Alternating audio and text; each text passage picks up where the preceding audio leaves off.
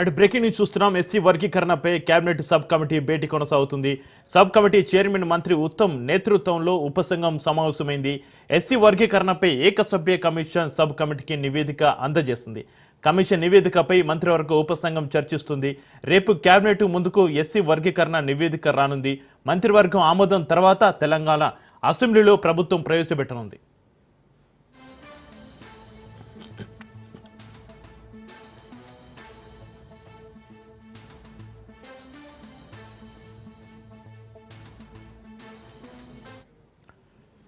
SC వర్గీకరణపై cabinet sub committee భేటీ కొనసాగుతుంది. Sub committee chairman మంత్రి ఉత్తమ్ నేతృత్వంలో ఉపసంఘం సమావేశమైంది. ఎస్సీ వర్గీకరణపై ఏకసభ్య కమిషన్ సబ్ కమిటీకి నివేదిక అందజేసింది. కమిషన్ నివేదికపై మంత్రివర్గ ఉపసంఘం చర్చిస్తోంది. రేపు కేబినెట్ ముందుకు ఎస్సీ వర్గీకరణ నివేదిక రానుంది. ఇక మంత్రివర్గం ఆమోదం తర్వాత తెలంగాణ అసెంబ్లీలో ప్రభుత్వం ప్రవేశపెట్టనుంది.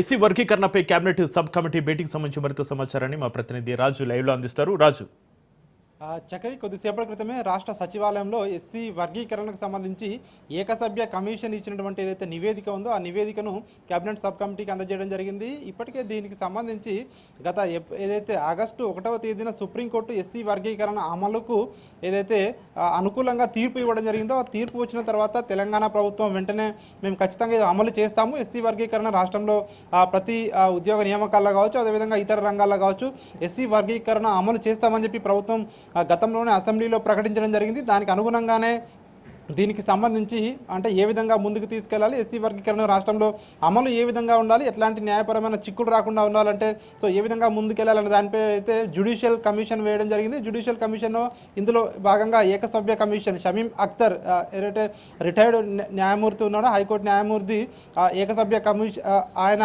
ఆధ్వర్యంలో ఏకసభ్య కమిషన్ వేయడం జరిగింది.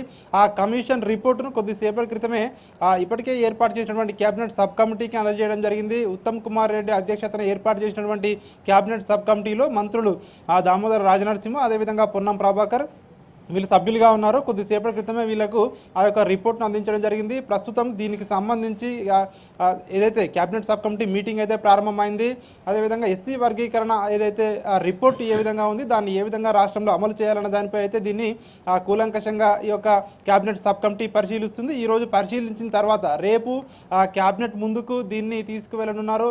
ఈ కేబినెట్ సబ్ కమిటీ కేబినెట్కి రెఫర్ చేయనున్నారు. కేబినెట్లోకి వెళ్ళిన తర్వాత రేపు ఉదయం 10 గంటలకు ప్రారంభమయ్యే కేబినెట్ సమావేశంలో ఎస్సీ వర్గీకరణపై ప్రభుత్వం ఎట్లాంటి నిర్ణయం తీసుకోబోతుందన్న దానిపై అయితే రేపు చర్చించి నిర్ణయం తీసుకోబోతా ఉన్నారు. ఎందుకంటే రేపు చర్చించిన తర్వాత ఏదైతే ఇందులో మార్పులు చేర్పులు ఏ విధంగా ఉండాలి, అదేవిధంగా ఏ విధంగా అమలు ఉండాలనే దానిపై కూడా న్యాయపరంగా ఎట్లాంటి చిక్కులు కూడా లేకుండా కూడా కేబినెట్ అన్ని చూసుకుని కేబినెట్ అప్రూవ్ చేసిన తర్వాత రేపు ప్రత్యేక అసెంబ్లీ సమావేశాలు ఉన్న నేపథ్యంలో రేపే దీన్ని అసెంబ్లీలో ప్రవేశపెట్టి తద్వారా ఏదైతే ఎస్సీ వర్గీకరణను అమలు చేయడానికి రాష్ట్ర ప్రభుత్వం అయితే కసరత్తు అయితే ప్రారంభించిందని చెప్పవచ్చు. దీనికి సంబంధించి ఇప్పటికే ఎస్సీ ఉపకులాల నుంచి కావచ్చు, ఎస్సీ ఏదైతే మాదిగ సామాజిక వర్గం నుంచి కావచ్చు ఇప్పటికే ప్రభుత్వానికి ఏదైతే అమలు చేయాలని చెప్పేసి ఇప్పటికే విజ్ఞప్తులు వచ్చిన నేపథ్యంలో ఇక దీని అమలుకు మార్గం సుగమం అవుతుందని చెప్పేసి కూడా ప్రభుత్వ వర్గాలు అయితే భావిస్తా ఉన్నాయి. ఇక దీనికి తోడు ఇప్పటికే బీసీకి సంబంధించినటువంటి ఏదైతే కులగణన ఉందో కులగణన కూడా పూర్తయింది. బీసీ ఏదైతే రిజర్వేషన్లు కూడా ఖరారు చేసే యోచనలో ప్రభుత్వం కూడా ఉన్నట్టుగా తెలుస్తూ ఉంది. ఈ రెండు కూడా రేపు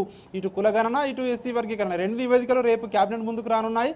కేబినెట్ ఆమోదించిన వెంటనే అసెంబ్లీలో కూడా ప్రవేశపెట్టేందుకు ప్రభుత్వం అయితే సమాయత్తం అవుతా ఉంది. Right, thank you Raju.